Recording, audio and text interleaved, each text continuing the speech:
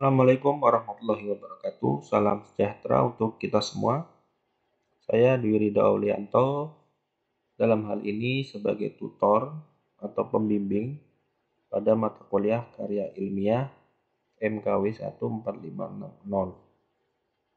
Jadi ini adalah rekaman terkait dengan materi tutorial webinar 1 yang telah dilaksanakan pada hari Rabu 19 April 2023. Ini video ini saya buat untuk mengulang informasi yang telah saya sampaikan. Karena pada pelaksanaan web sebelumnya itu tidak terekam ya. Jadi fungsi rekamnya tidak berfungsi. Baik, di sini pada mata kuliah karya ilmiah terdapat 14 kegiatan belajar. Sampai hari ini sudah sampai ke kegiatan belajar ketiga ya. Pada kegiatan belajar 1, ini 10 April atau minggu yang lalu, di sini mahasiswa bisa membaca mengenai capaian pembelajaran mata kuliah, kemudian gambaran umum mengenai tugas yang nanti akan diberikan atau yang akan diselesaikan. Pada prinsipnya adalah tugasnya ini nanti outputnya adalah karya ilmiah dalam bentuk artikel ilmiah gitu ya. Nah, kemudian ada yang namanya skema aktivitas belajarnya. Jadi ada 14 kegiatan belajar ini dibagi ke dalam 8 sesi sebenarnya. Jadi ada sesi 1, sesi 2 sampai dengan hari ini, sesi 3, 4, 5, 6, 7, dan 8. Kemudian kegiatan webinarnya atau webnya ya ada di kegiatan belajar 2, kegiatan belajar ke-6 ya. Kemudian kegiatan belajar ke-9, kegiatan belajar ke-12. Jadi ada 4 kali pelaksanaan web. Untuk web yang pertama sudah dilaksanakan pada hari Rabu 19 April. Kemudian berikutnya terkait proses pembelajaran mata kuliah karya ilmiah ini, tiap-tiap kegiatan belajar telah dirinci gitu ya. Di sini keterangannya kegiatan belajar 1, kemudian aktivitas pembelajarannya apa, keterangannya apa begitu ya. Di sini sudah ada penjelasannya, mahasiswa bisa melihat dan membaca serta mempelajarinya. Jadi pada kegiatan belajar 2, di sini ada tutorial webinar. Ini yang sudah dilaksanakan ya. Jadi membahas mengenai hal-hal seperti ini ya, ada perkenalan, kemudian mendiskusikan tentang konsep dan ketentuan penulisan artikel ilmiah, menjelaskan tugas, kemudian melihat contoh artikel yang sudah publish gitu ya, dan menginformasikan tugas 1. Nah, seperti itu. Kemudian di sini pada kegiatan belajar 1 terdapat panduan yang bisa di-download oleh mahasiswa. Panduan ini berisi sudah lengkap ya. Panduannya berisi tentang informasi tentang mata kuliah karya ilmiah. Bagian pertama, penyelenggaraan bimbingan mata kuliah karya ilmiah. Ada ketentuan umum, ada penyelenggaraan bimbingan mata kuliah karya ilmiah. Jadi di sini teknis mahasiswa untuk melakukan registrasi, bagaimana mengikuti perkuliahan dan seterusnya. Kemudian ada juga bab 3-nya pengelolaan penyelenggara mata kuliah, persiapan, implementasi, sama evaluasinya. Nah, untuk substansinya atau kontennya ini ada di bagian kedua, ketentuan penulisan karya ilmiah. Nanti di bab 1 mengenai konsep dan etika penulisan karya ilmiah, konsep artikel ilmiah, mulai dari pengertian elemen, prinsip, sumber penulisan, langkah-langkah, serta etika akademik, pengertian pelanggaran, pencegahan, sanksi. Kemudian nanti bab 2 ada struktur, format, sistematika, struktur penyajian, format artikel, sistematika, dan seterusnya gitu ya. Kemudian bab 3 ada pengutipan dan penulisan daftar pustaka. Nah, ini setiap mahasiswa minimal membaca 1 kali gitu ya. Kalau bisa berulang kali agar bisa memahami isi dari panduan ini.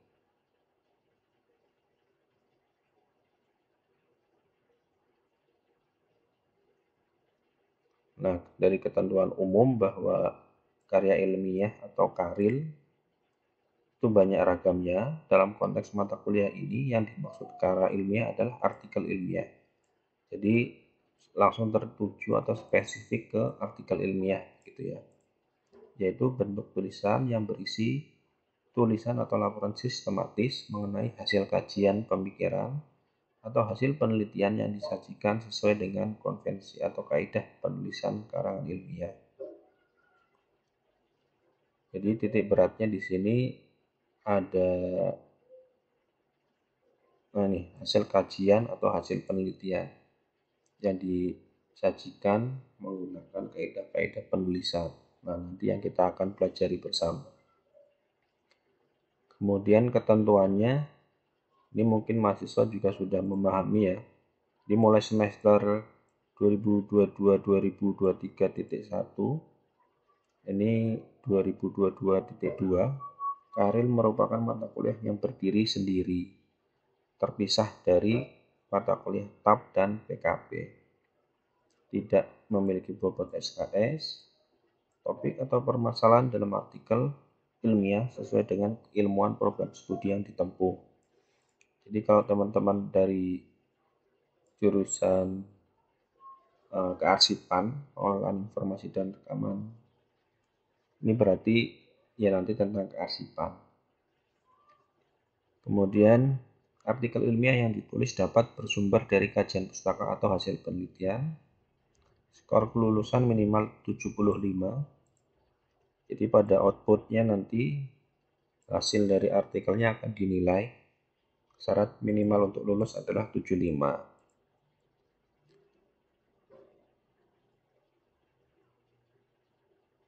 Kemudian berikutnya mengenai apa lagi ya? Baik, mungkin kita bisa beralih ke materi ya. Pada bab kegiatan belajar kedua ada 2 materi.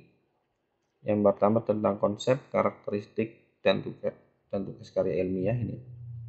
Yang kedua tentang merencanakan karangan dan menulis karangan berdasarkan rencana. Yang ketiga contoh. Nah, ini yang pertama bahwa konsep dan ketentuan karya ilmiah.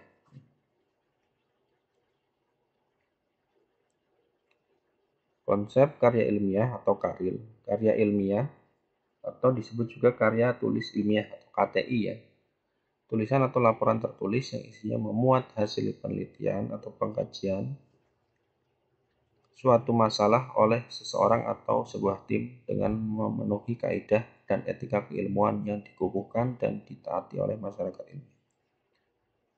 masyarakat keilmuan. Jadi hampir sama ya dengan yang tadi ya pengertiannya, bahwa pada prinsipnya hasil dari kegiatan penelitian atau pengkajian yang bisa ditulis oleh seseorang secara mandiri atau kolaborasi dengan tim sesuai dengan kaidah dan etika keilmuan.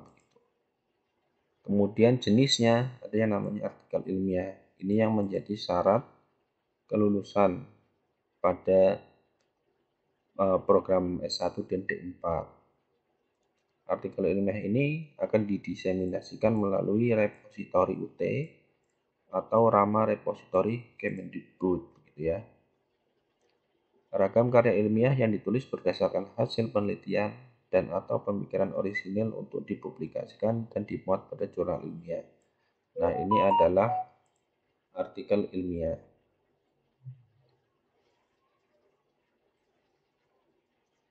Berikutnya terkait dengan elemen karya ilmiah.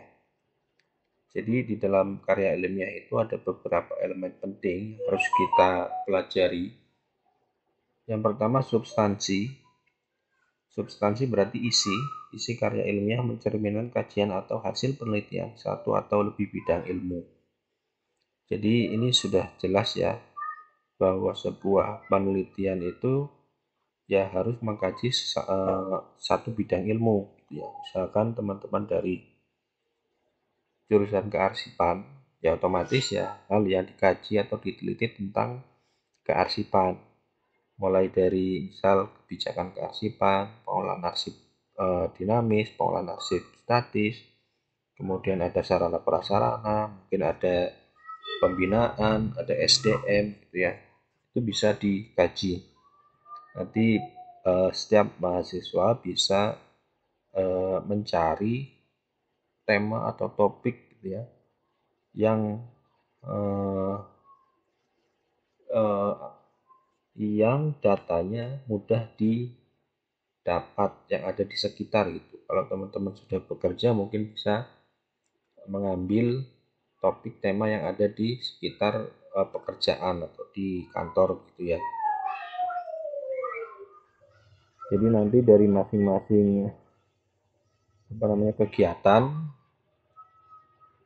yang mana yang menarik untuk dibahas gitu ya, atau yang mana yang ada permasalahan kemudian ingin dibahas. Nah, itu bisa dipilih untuk dijadikan topik penulisan artikel ilmiah ini. Jadi selama masih dalam skopnya kearsipan itu boleh gitu ya. Karena tadi syaratnya sesuai dengan bidang ilmu yang dipelajari gitu ya. Kemudian yang kedua ada sistematika. Ini tata cara urutan dalam rangka menyusun artikel. Jadi sistematika dalam artikel ilmiah ini lebih ke bagaimana urutan penulisannya, misalkan dari paling atas ada judul. Setelah judul mungkin di bawahnya nanti ada nama penulis, identitas ya, berarti ada identitas penulis. Kemudian ada abstrak. Abstraknya nanti bahasa Inggris atau bahasa Indonesia gitu ya. Ada keywordnya, ada pendahuluan, ada kajian pustaka atau nggak ada ya, tergantung gaya selingkungnya. Kemudian berikutnya ada metode, nanti juga ada hasil dan pembahasan, kemudian ada kesimpulan atau penutup. Jadi sistematika ini nanti disesuaikan dengan jurnal atau tempat tujuan kita terbitkan artikel kita. Misalkan UT punya repositori, kemudian UT juga pasti punya sistematika penulisannya gitu ya. Namun secara umum untuk artikel ilmiah itu ya ada pendahuluan, kemudian metode, hasil pembahasan, kemudian kesimpulan atau penutup. Berikutnya ada format. Format ini lebih kepada tampilan baku dari bentuk, ukuran kertas, margin, dan sebagainya ya, termasuk jenis huruf. Jadi masing-masing jurnal ilmiah itu biasanya punya format sendiri-sendiri gitu, atau istilahnya gaya selingkung ya. Jadi ukuran kertasnya A4 atau kuarto atau apalagi ya, letter gitu ya. Jadi itu sudah ditentukan, termasuk batas kiri kanan atas bawahnya juga sudah ditentukan. Penggunaan jenis huruf pun ditentukan. Kemudian penggunaan kolomnya, satu kolom, dua kolom pun ditentukan gitu ya. Jadi ini yang nanti harus disesuaikan. Jadi teman-teman mahasiswa nanti bisa lihat di buku panduan, di bagian bawah biasanya kan ada ini ya, ada contoh dan juga ada penjelasan mengenai sistematika, kemudian jenis huruf dan seterusnya. Ini ada semua ya, margin dan seterusnya itu ada. di bagian lampiran. Berikutnya ada yang gaya, elemen berikutnya gaya atau style, penggunaan ragam dan langgam bahasa, cara penelaran, cara penyajian, termasuk ilustrasi kalau ada gambar, tabel, metrik, dan sebagainya. Termasuk juga cara pengutipan dan penulisan sumber pustaka. Jadi di sini lebih ke arah bagaimana penggunaan apa istilahnya, mungkin istilah-istilah kearsipan gitu ya, yang sesuai seperti apa.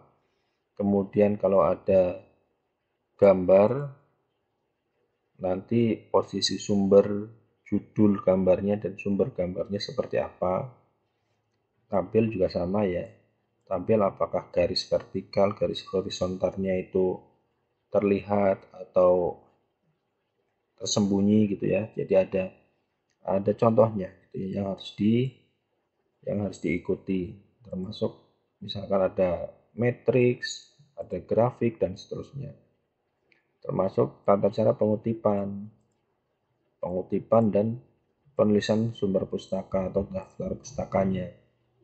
Misalkan menggunakan tata cara pengutipan APA, ya berarti nanti penulisan sumber pustakanya pakainya APA gitu ya. Nah, nanti yang akan kita pelajari bersama. Berikutnya terkait kriteria artikel ilmiah. Di sini penulisan artikel ilmiah dilakukan dengan mengikuti kaidah penulisan karya ilmiah. Oke. Kemudian nomor 2, bebas plagiasi dan tindakan tidak terpuji lainnya.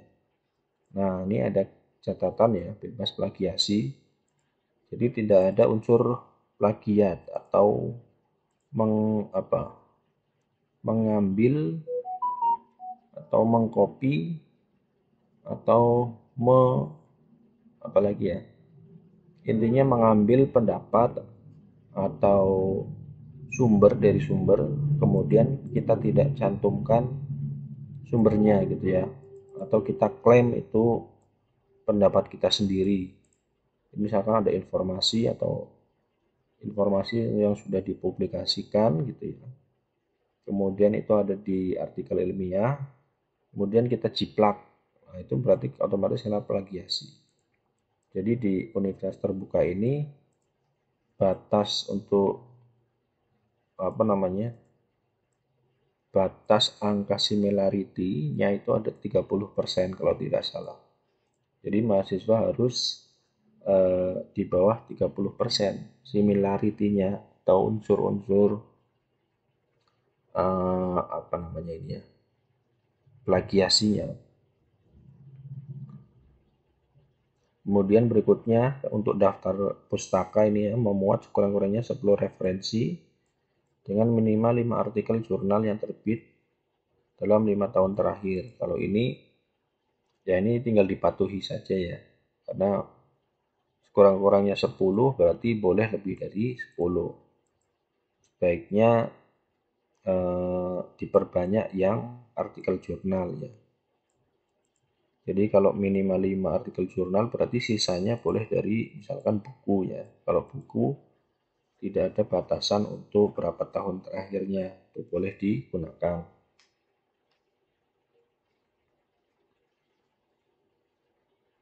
Kemudian berikutnya status mata kuliah. Ini hampir sama dengan yang tadi di buku panduan ya. Jadi pada prinsipnya ada skor kelulusan 75 ini. Oke, jadi untuk materi yang pertama hanya seperti itu ya. Pada intinya mengenai konsep dan ketentuan karya ilmiah.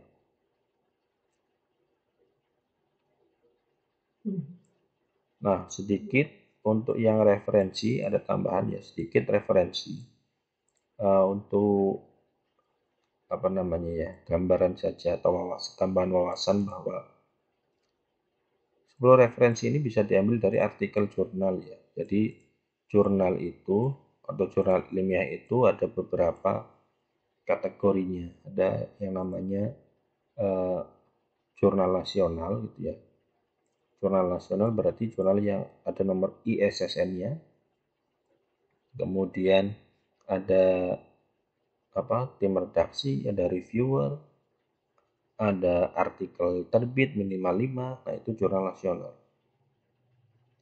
Kemudian ada jurnal nasional terakreditasi. Kalau terakreditasi berarti ada penilaian mutu terhadap jurnal tersebut yang dilakukan oleh, kalau sekarang ada yang namanya Kemendikbudristek, ya, pihak yang berwenang untuk melakukan akreditasi jurnal. Jadi ketika jurnal sudah dievaluasi, kemudian nanti ada nilainya, gitu ya. Nah, nilai itu sebagai ditetapkan sebagai kualitas mutu sebuah jurnal. Rentangnya ada rentang 1 sampai rentang 6, atau istilahnya Sinta 1 sampai Sinta 6. Sinta 1 paling tinggi, kemudian Sinta 6 yang paling minimal. Kemudian ada jurnal internasional yang berbahasa Inggris, penulis, reviewer dari berbagai negara, ya. Kemudian ada juga jurnal internasional bereputasi yang sudah terindeks global, misalkan Scopus atau Web of Science. Jadi teman-teman mahasiswa bisa menggunakan berbagai jenis jurnal tersebut, gitu ya, untuk menambahkan referensi yang ada di sini. Kemudian terkait dengan cara untuk penelusuran, ya, cara untuk penelusuran referensinya, teman-teman mahasiswa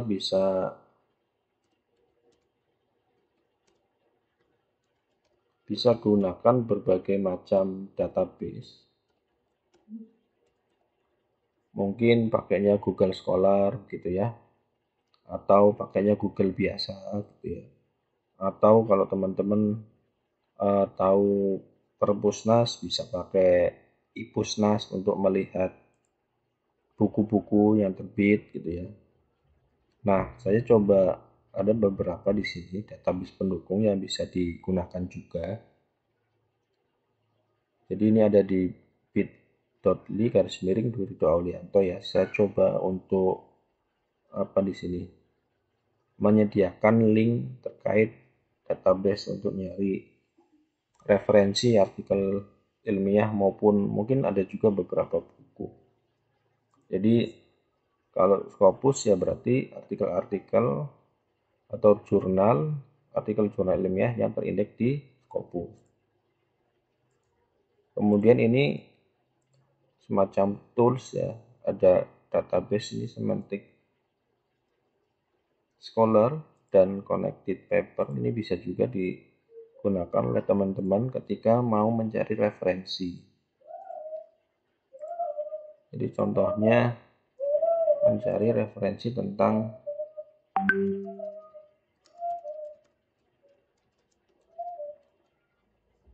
misalkan jadwal retensi arsip. Ini juga sama, ya, jadwal retensi arsip. Nah, nanti akan muncul keluar retensi arsip di era undang-undang dan seterusnya. Nah, ini bisa dijadikan untuk bahan mencari referensi. Di PDF ini bisa dilihat. Ini juga sama. Nah, itu bisa digunakan. Berikutnya ada juga misalkan ScienDirect juga bisa untuk jurnal internasional, DOAJ juga bisa, begitu ya. Jadi ini ada banyak sekali, EBSCO, Google Scholar, ProQuest, Library Genesis juga bisa untuk mencari buku. Kemudian Garuda juga bisa, gitu ya. Jadi tinggal teman-teman itu cari keywordnya apa, gitu ya. Ini ScienDirect juga sama, keywordnya apa, DOAJ juga sama, Garuda juga sama, ya. Di sini keywordnya tentang apa tinggal dicari, itu otomatis ketemu. Nah, ini adalah cara-cara untuk mencari sumber referensi, karena di sini tadi ada 10 referensi yang diminta dengan minimal 5 artikel, gitu ya. Kalau 5 artikel ya saya rasa cukup, gitu ya, sanggup teman-teman mencarinya. Oke, mungkin sekian dulu untuk materi tentang konsep dan ketentuan karya ilmiah. Nanti akan disambung ke materi yang berikutnya. Terima kasih. Wassalamualaikum warahmatullahi wabarakatuh.